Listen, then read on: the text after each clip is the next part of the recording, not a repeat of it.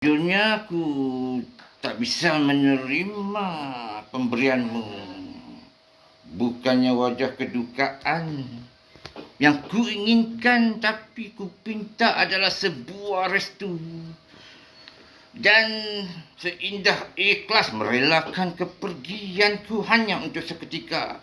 Harus aku melaksanakan kerana tugas.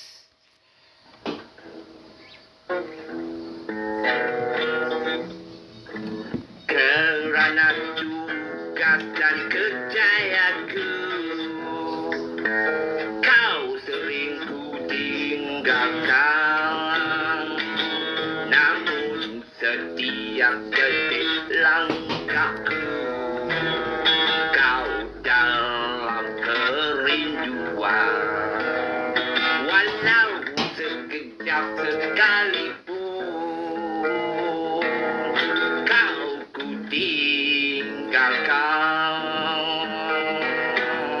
Sehari tak mendengar suaramu, datang kerisauanku.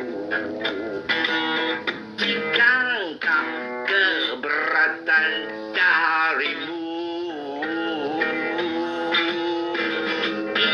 izinkan aku mencium sabuti debu yang melekat di ujung sepatumu, untuk mengiringiku setiap kali undangan rindu.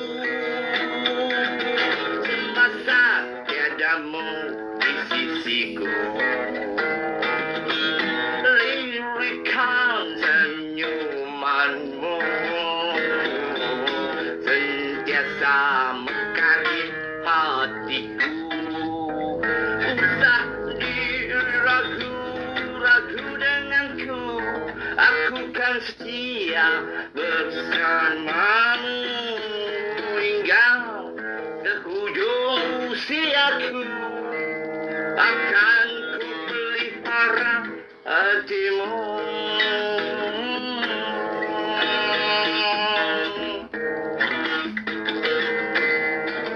Jika tak keberatan darimu, izinkan aku mencium sebutir debu yang melekat di ujung batumu.